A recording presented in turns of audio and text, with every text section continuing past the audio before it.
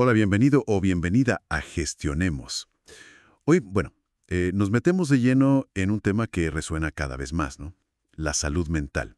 Pero lo vamos a mirar, digamos, con un enfoque particular. El entorno laboral aquí en Colombia. Tenemos varios insumos bastante interesantes. Un análisis sobre ausentismo y esto que llaman burnout. El síndrome de desgaste profesional, sí. Exacto. Otro que pone el foco en los niveles altos de estrés. Y una encuesta nacional de percepción que hizo el Ministerio de Salud muy detallada. Materiales muy relevantes, la verdad. La idea hoy es tratar de entender, qué tan grande es esto realmente. ¿Qué lo está, digamos, alimentando, sobre todo en el trabajo? Y ver qué se está haciendo, qué falta, ¿no? Si las respuestas están a la altura. Y para empezar a ver, un dato que a mí me impactó, de Team Consultor. El 80% de los trabajadores en Colombia, 80%, reporta altos niveles de estrés laboral. 80%. Es una cifra, bueno, que te obliga a parar y pensar, ¿no? Totalmente. Es que ese número te dice, ojo, aquí pasa algo serio. Vamos a ver qué hay detrás. Porque claro, ese 80% es como la punta del iceberg, ¿verdad? Exacto. Hay más números que van pintando el cuadro completo. Exacto. Por ejemplo, Segurosura encontró que un 34% de los trabajadores se ha ausentado del trabajo, ojo, específicamente por temas de salud mental. Más de 1 de cada 3 es muchísimo ausentismo ligado a esto. Y no es solo en el trabajo, ¿eh? La encuesta del Ministerio de finales del 2023 nos dice que 2/3 de los colombianos, el 66,3%, admite haber tenido algún problema de salud mental en algún momento de su vida. 2/3. Es altísimo. Y fíjate que es todavía mayor en mujeres, casi 70%. Y se dispara en las más jóvenes. Mujeres de 18 a 24 años, el 75%. Tremendo ese dato por edad y género. Muy, muy significativo. Volviendo al trabajo, el burnout, esa palabra que oímos por todos lados. Bueno, un estudio de Book, Burnout Laboral 2025, intenta ponerle números. Dice que un 13% en Colombia lo vive de forma frecuente, o sea, muchas veces o siempre. Un 13% que está, digamos, quemado de forma crónica. Y si abrimos el foco a la región, casi la mitad, 46%, lo sintió al menos una vez en el último año. ¿Esto es normal? ¿Esperable? A ver, yo creo que lo fascinante aquí, más que quedarnos con la cifra exacta, porque sí, tienes 80% de estrés por un lado, Gallup en 2024 habla de 48%, y ubica a Colombia noveno en la región con estrés laboral. Luego tienes este 13% de burnout frecuente. Todas son cifras altas preocupantes. Claro. Pero lo realmente revelador, para mí, es la consistencia, la convergencia. Tienes distintas fuentes, aseguradoras, consultoras, encuestas nacionales, usan métodos diferentes, pero todas apuntan más o menos en la misma dirección. Hacia un problema generalizado. Exacto. No estamos hablando de casos aislados, de anécdotas. Es un fenómeno, pues, muy extendido, casi una constante en el panorama laboral colombiano. Y como bien señalan algunos análisis, las consecuencias no son solo el malestar de la persona. Tocan la productividad, el ausentismo que mencionabas y al final afectan la salud económica y, por supuesto, la salud pública del país. Esa consistencia es clave, ¿sí? Entonces, si el problema es tan generalizado, ¿qué lo está causando en el día a día del trabajo? Los documentos señalan varios sospechosos habituales, ¿no? Se habla mucho de la presión constante. Sí. De esa dificultad que creo que muchos vivimos para poner límites claros entre el trabajo y la vida personal. Quizás la pandemia lo agudizó, ¿no? Totalmente. Esa línea se borró para mucha gente. Y también la rigidez, poca flexibilidad en horarios, en formas de trabajar. Y muy ligado a eso, la sobrecarga. La sobrecarga aparece como un factor central en casi todos los análisis. Sobrecarga. Y no es solo tener mucho trabajo, ¿sabes? Es más bien la percepción de que las tareas son inabarcables, que los plazos son irreales, que las expectativas son, desmedidas. Claro. Y eso, si se mantiene en el tiempo, pues es una receta directa para la ansiedad y el agotamiento que describen. Entiendo. Pero no es solo el cuánto trabajo, sino también el cómo se trabaja, ¿cierto? La falta de control. Exacto. O de autonomía sobre el propio trabajo. Ese es otro elemento que mencionan mucho. sentir que no tienes ni voz ni voto en decisiones que te afectan, o no poder manejar tu tiempo para balancear con lo personal. Eso genera una frustración muy profunda, una sensación de impotencia, creo que dicen los estudios. Sí, de impotencia total. Y eso conecta directamente con otro aspecto que es crucial: el ambiente, Ujú. las relaciones, Ah, claro. los conflictos, ya sea con jefes, con colegas, con clientes incluso. El acoso, la crítica constante, destructiva, o simplemente la falta de apoyo, de sentir que tienes una red social en el trabajo. Un ambiente hostil. Exacto, un clima tóxico. Eso desgasta muchísimo. De hecho, ese dato del estudio de Book que mencionaste antes es muy potente. ¿El de la discriminación? Ese mismo, el 73% de las personas que reportan haber sido discriminadas en el trabajo también dicen sufrir burnout frecuente. 73%.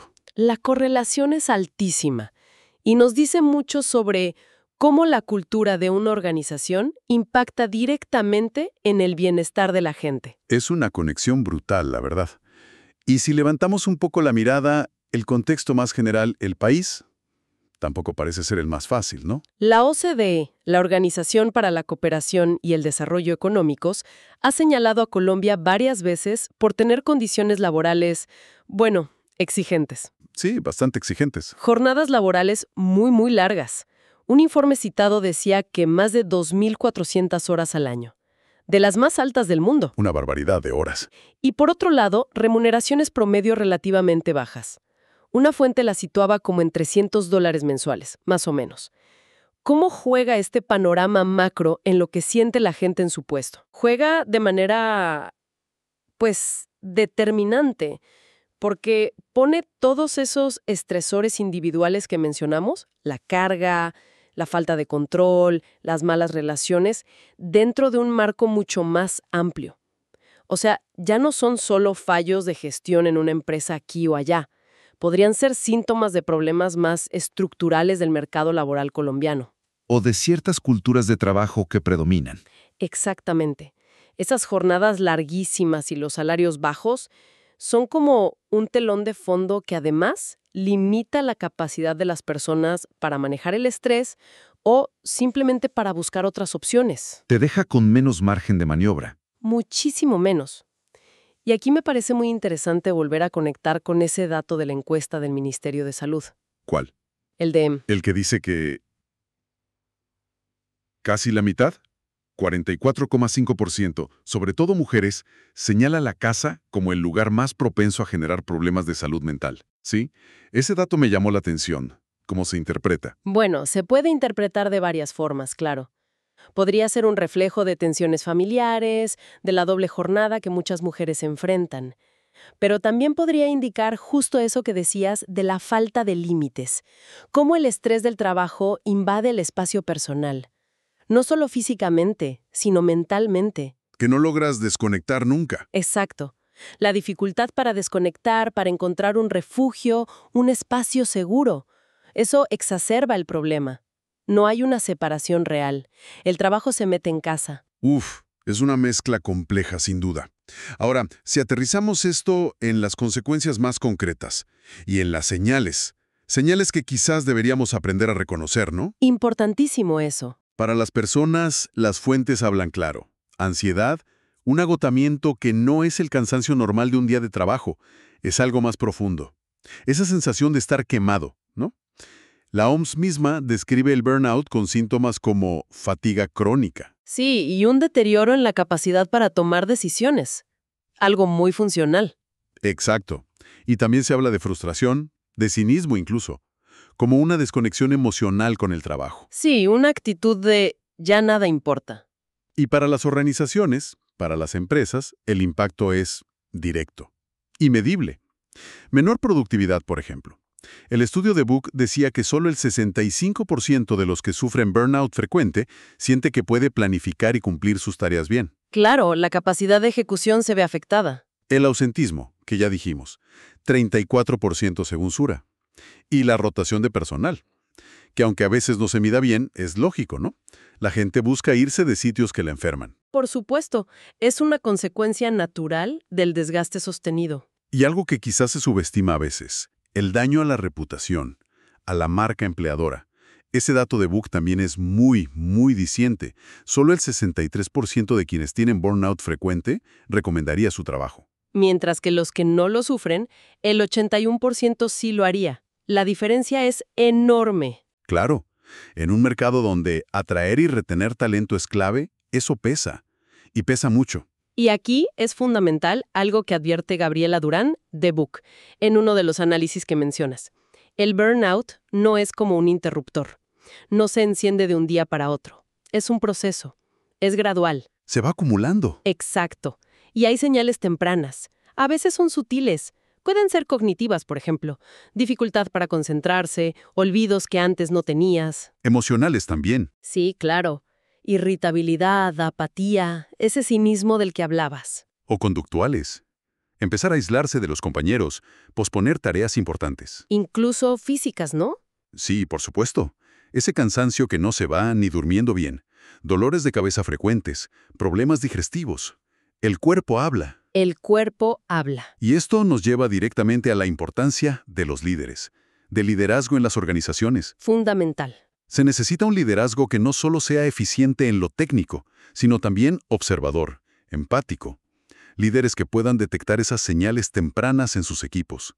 Y, quizás más importante aún, que creen un ambiente de seguridad psicológica. ¿Qué significa eso exactamente? Pues un ambiente donde la gente sienta que puede hablar de estas cosas, de cómo se siente, de las dificultades, sin miedo a ser juzgado, penalizado o estigmatizado. Que no haya represalias por decir «estoy sobrecargado» o «no me siento bien». Exactamente. Y esa conexión que vimos entre bienestar y recomendación del lugar de trabajo lo dice todo. El malestar individual no es solo un problema de la persona. Se traduce en costos operativos, en costos de reputación muy reales para la empresa. No atenderlo es simplemente mal negocio a largo plazo. Queda clarísimo. Entonces, la pregunta del millón, como dicen. ¿Qué se puede hacer? ¿Qué proponen las fuentes y dónde ven que estamos fallando? A nivel de las empresas, el mensaje que parece repetirse es: no bastan las soluciones superficiales, no. No para nada. Las pausas activas o dar un día libre de vez en cuando, pues está bien, pero son insuficientes si la estructura que causa el problema sigue igual. Son como poner una curita en una herida profunda. Se pide un cambio más de fondo. Integrar el bienestar de verdad en la estrategia central de la organización, que no sea un añadido. Y ahí, de nuevo, el rol del liderazgo es protagónico. No solo se necesitan líderes empáticos, como decíamos, sino también formados en estos temas, que usen datos, información, para entender cómo está el bienestar de sus equipos, y que se aseguren sobre todo de que las políticas que se diseñan en papel se vivan en la práctica. La coherencia entre lo que se dice y lo que se hace. Fundamental, porque la incoherencia es demoledora para la confianza y la moral del equipo. Y entre las acciones concretas que sugieren los análisis, ¿qué encontramos? Bueno, varias cosas. Revisar y ajustar las cargas de trabajo. Que sean manejables, realistas. Rediseñar procesos o dinámicas que generan fricción innecesaria, que desgastan a la gente. Crear espacios proactivos de prevención. No solo reaccionar cuando alguien ya está mal, sino prevenir. Y establecer canales de escucha, pero que funcionen de verdad, donde la gente sienta que su voz cuenta, que se tome en serio. Hay un punto adicional que me parece relevante también y que a veces se olvida. ¿Cuál? La visibilidad y la accesibilidad de las iniciativas que ya existen. A veces las empresas tienen programas de apoyo, líneas de ayuda, lo que sea. Pero si la gente no los conoce o no entiende bien cómo usarlos, o peor aún, percibe que está mal visto pedir ayuda. Es como si no existieran. Exactamente. La comunicación interna y la cultura organizacional son clave para que cualquier política de bienestar realmente tenga efecto. No basta con tenerla. Entendido. Pero claro, el problema no se puede resolver solo mirando hacia adentro de las empresas, ¿verdad? No, para nada. ¿Qué pasa con el sistema de salud, con las políticas públicas? Ahí el panorama parece más complicado según los datos. Sí, bastante más complicado. Se necesita un cambio de mentalidad general, sí, pero también fortalecer la capacidad del sistema de salud para atender la salud mental. Y los datos de la encuesta del ministerio, como dices, son bastante crudos en este punto. Son crudos, sí. que al 70,9% de las personas casi nunca les pregunten por su salud mental en una consulta médica general o de enfermería. 70%. Es una falla enorme en la detección temprana. Y que en Bogotá sea el 77%. Es increíble. Muestra una desconexión total del sistema con una necesidad que la gente tiene. Total. Y la evaluación que hacen las personas de los servicios de salud mental que sí existen, tampoco es buena. Que un 34,6% los califique como malos o muy malos, frente a solo un 24,8% que los ve como buenos o muy buenos. Eso indica problemas serios, de calidad, de acceso, de oportunidad. Y eso se alinea perfecto con lo que encontró Team Consult, ¿no? Ese 87% de trabajadores en Colombia, Argentina y Perú que siente que los sistemas de salud les han fallado. Les han fallado en dar atención adecuada al estrés laboral. Es una percepción muy, muy extendida de abandono, o de insuficiencia por lo menos. Exacto. Y lo paradójico o lo triste es que la necesidad está ahí. Y la valoración de la salud mental es altísima. La misma encuesta del Ministerio muestra que el 93,7%, casi todos, consideran importante que la atención de salud mental esté incluida en el sistema. Hay una demanda clarísima y una conciencia de que es importante. ¡Claro! Entonces el llamado urgente es a cerrar esa brecha enorme entre la necesidad sentida y la respuesta del sistema. Hay que ampliar cobertura, formar más profesionales especializados, mejorar la calidad de la atención y, sobre todo, facilitar un acceso que sea real, que sea oportuno, que no tengas que esperar meses para una cita. Bueno, pero no todo es negativo, hay que decirlo. Hay un dato en la encuesta que sí da algo de esperanza, ¿no? El del estigma. Sí, ese es un punto positivo importante. Que el 42% ya ve a ir al psicólogo o al psiquiatra como algo que ayuda a mejorar como persona. Eso es un cambio cultural grande. Sin duda. Y también ese dato impresionante del 83,4% que cree que la comunidad, el entorno social, debería involucrarse activamente en los casos de salud mental. Que no sea solo un tema individual o médico. Exacto. Que haya un apoyo comunitario.